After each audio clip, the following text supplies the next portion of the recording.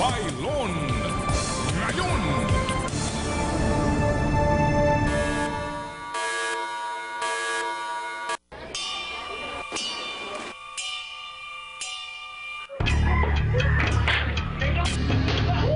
Ang pagpapahirap na ginawa sa magkaibigang Rocky at Tutoy ay manghahambing sa sinapit ng dalawang neophyte na ito na sumailalim sa initiation rites ng isang fraternity.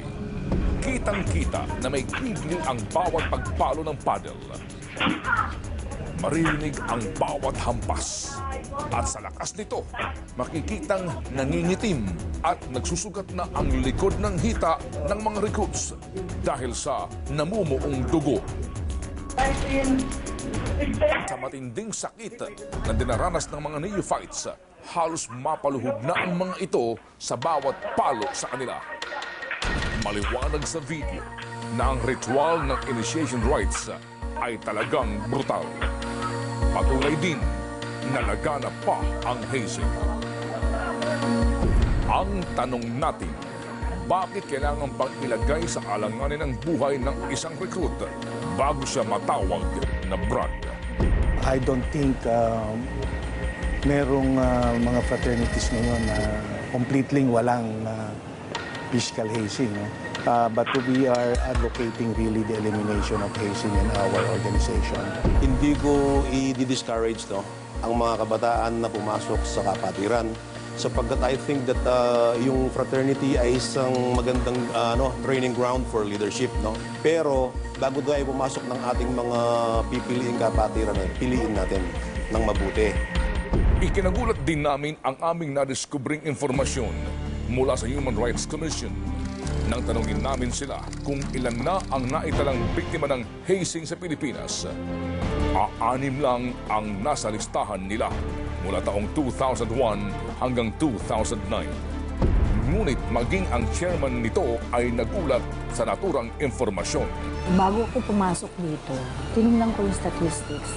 Dismal, yung 6 from the different regions pa ito. Pakalabo naman yata yan, hindi naman yata totoo yan.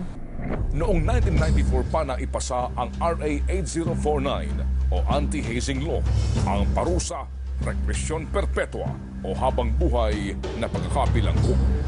Ipinasa ang batas na ito upang hindi na maulit sana ang nangyari noon kay Lenny Villa taong 1991, isang Ateneo Law student na namatay ng dahil sa hazing. 2 ang napatunayang nagkasala at naparusahang makulong ng 17 taon, habang ang 19 na iba pa ay naibaba ang kaso sa slight physical injuries mula sa kasong homicide ng Court of Appeals noong 2002. Ngunit nagkaroon man ng batas, hindi pa rin nahinto ang hazing at tila hindi natinag ang ilang grupo ng kapatiran.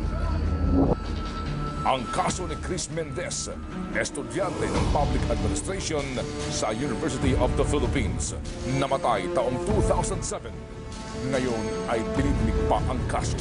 Kamakailan lamang, namatay si Carl Incha, estudyante ng University of Makati.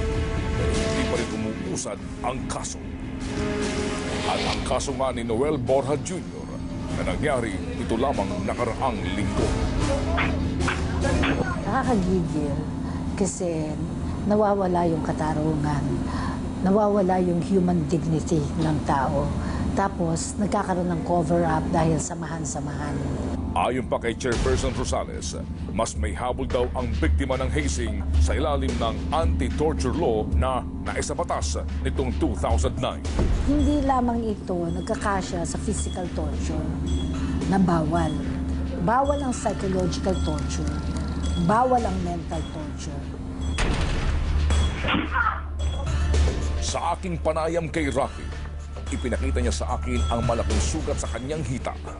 Nakuha niya ito mula sa pagpalo sa kanya ng kanyang inakalang kabrad. Meron din siyang mga paso sa likod na nakuha sa mga patak ng kandila. Mga markang hatid ng inaakala niyang kapatiran. Sa gitna ng takot mo sa buhay mo at sa paghahanap ng katarungan sa nangyari kay Totoy, willing ka na magsalita sa investigasyon at sabihin mo ang lahat ng nangyari? Willing po ako. Siyempre po. Kaibigan ko sa kapatid ko po kami yun.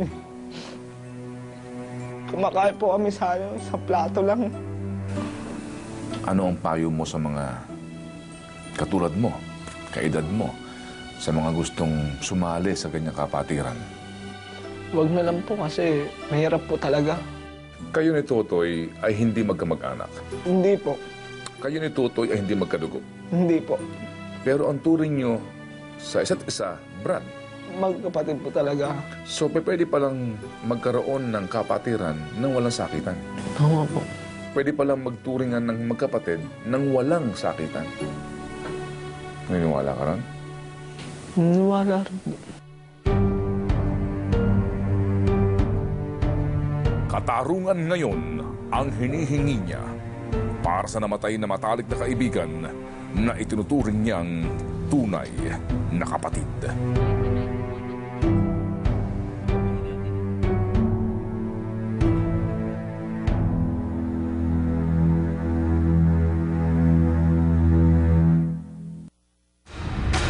No pain, no gain. Yan po ang kalimitang binabanggit ng mga tinaguriang initiation masters para tayo maging dikit baga. Para tayong maging magkapatid, kinakailangan daanan mo yung dinaanan kong hirap at torture. Tama ba yon? Lumalabas baga na ito ho'y parang cycle. Paulit-ulit. Kung pinahirapan ako, pahihirapan ko yung susunod sa akin. Eh paano kung sumobra ang pagpapahirap doon sa mga sumunod sa akin? Paano kung hindi niya makaya yung kinaya ko?